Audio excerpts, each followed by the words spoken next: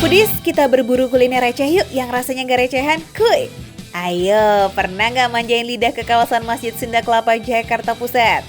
Lengkap banget loh jajanan di sini, mulai dari camilan, aneka minuman, sampai makanan berat, semuanya ada. Tapi ternyata ada yang curhat nih, katanya sama sekali belum pernah jajan di sini. Wah, kemana aja, Vi? Nah, Foodies, sekarang aku mau pesen makanan, sate sama soto Padang. Langsung aja kita pesen. Pak. Raffi kayaknya lagi lapar nih, Foodies. Nggak pakai milih, begitu ketemu warungnya Pak Basri, langsung tancap gas pesen semua menunya. Oh ya Foodies, Pak Basri ini sudah jualan sejak tahun 90-an loh. Dan dari dulu menunya sama, nggak kurang nggak nambah, cuma soto dan sate Padang, makanan khas asal kampung halamannya. Kuy langsung kita racik aja.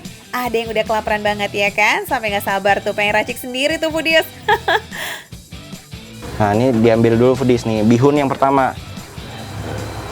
Terus tambahin lagi. Kurang. Nah. Lapar. Waduh, tahu aja bapaknya saya lapar. Biasanya kerupuk jadi topping di urutan terakhir soto hidangan, tapi di sini kerupuknya langsung ditambahkan di awal racikan Foodies. Oh iya, ngomongin soto nih, meski namanya satu soto, tapi ragamnya tuh banyak banget. Hampir tiap daerah punya ciri khas masing-masing. Misalnya ini nih, dagingnya bukan yang biasa kita jumpai di soto daging pada umumnya Foodies. Dagingnya sudah diolah dalam bentuk dendeng kayak begini. Ini dagingnya Foodies. Ini daging apa, Pak? Daging dendeng. Daging dendengnya. Selain lebih ringkas karena sudah dalam bentuk potongan, dendeng juga sudah berbumbu saat diolah. Oh iya, satu lagi nih, biasanya perkedel jadi lauk tambahan di beberapa hidangan, tapi kuliner berbahan dasar kentang ini juga menjadi bagian utama dari soto Padang. Wah, bener-bener panas Foodies. Itu yang putih-putih ambil. Yang mana yang putih-putih? Ini? Iya. Tetelan dan sumsumnya itu loh, duh, ini nih yang bikin aroma kuahnya khas banget tuh si kaldunya. Ayo Pak, tambah lagi tetelan dan sumsumnya. Minta kuahnya lagi, Pak. Wis, Mantap. wis.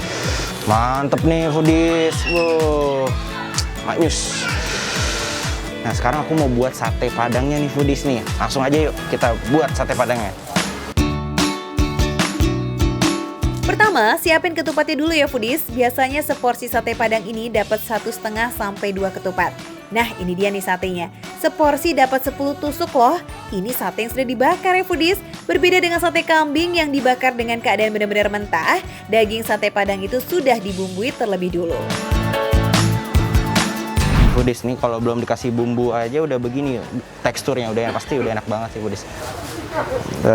Segini cukup Pak? Apa kurang ya? Lagi lah. Oh, tambah banyak-banyak nggak apa-apa. Waduh. Sate yang dibayar. Kalau bumbu gratis. Wah gitu ya, berarti kalau misalkan bumbunya habis duluan bisa nambah lagi dong Pak? Iya, Oke. Wadidaw, nggak tanggung-tanggung Pak Basri kasih jaminan rasa yang pasti bikin Foodies bakal ketagihan kesini nih. Jadi dalam soto Padangnya ada bihun, ada kerupuk, ini ada kikil, ada daging dendeng, ada perkedel. Cobain kuahnya dulu ya Foodies.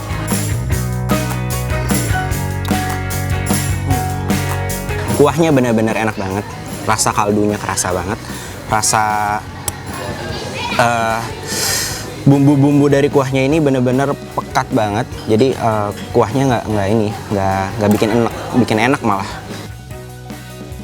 Kunci kelezatan soto Padang ini ada pada kaldu sapinya yang kaya karena rempah Foodies. So gurihnya udah pasti nampol ya. Oh ya, tadi kayaknya sambelnya merah banget tuh Vi. Itu beneran pedes nggak sih? Pedes mana sama julidnya netizen? Ayo.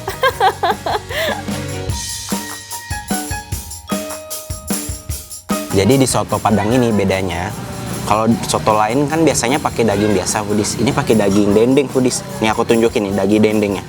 Nih, coba nih. Nggak keras, gurih. Rasa dagingnya tuh yang bener-bener sampai di dalam daging dendeng itu masih kerasa nih. Ini aku gigit aja masih ada rasanya. Gurihnya dendeng soto Padang ini emang gak ada lawan Foodies. Kalau di soto lain tuh gigi kita sibuk ngunyah kenyal dan empuknya daging ya kan? Nah di soto Padang beda. Ada semacam sensasi kriuk-kriuk yang bikin rasa soto Padangnya istimewa. Tapi kalau kalian cari yang empuk, ada. Cobain deh perkedelnya. Walaupun terendam dalam kuah, perkedelnya nggak tawar akan rasa. Malahan kuah sotonya tuh bikin rasa perkedel jadi semakin gurih. Satenya Foodies, bumbunya kental banget. Banyak banget. Satenya juga yang nggak tipis-tipis, dia satenya tebal-tebal gitu, Foodies. Meski bentuknya lebih pipih dibanding jenis sate lainnya, tapi bukan berarti tipis rasa di lidah ya. Justru ini uniknya nih dari sate Padang.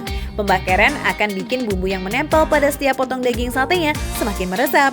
Ditambah ada aroma smoky yang bikin lidah tuh susah berhenti buat ngunyah. Beneran deh. Beneran, nggak bohong. Ini soto sate Padang yang dagingnya terlembut yang pernah aku makan. Bener-bener lembut banget. Dagingnya ini yang nggak ada kerasnya sama sekali. Rempah pada bumbu sate Padang jauh lebih banyak ya Foodies ketimbang soto Padang. Ada sekitar 20-an bahan yang digunakan untuk menciptakan rasa bumbu sate Padang yang lazis. Tepung beras bikin bumbu kacangnya jadi lebih kental, menyerupai bubur dan terasa lembut di lidah. Enak banget, bumbunya juga rasa bumbu sate Padangnya tuh khas banget gitu. Kerasanya tuh lebih gurih gitu. Dan dia nggak lada pedasnya tuh kerasa dan nggak begitu pedas banget. Jadi enak buat dimakan. Catat ya Foodies, warung soto dan sate Padang Nan Kanduang ada di area Pujasera Masjid Sunda Kelapa, Jalan Taman Sunda Kelapa nomor 16 Menteng, Jakarta Pusat. Soal harga, nggak usah khawatir, udah pasti receh. Cuma 25 ribuan aja gitu loh. Namanya juga makan receh. Biar menu receh tapi rasa jelas agak recehan. Makan receh, menu receh, tapi rasanya nggak recehan.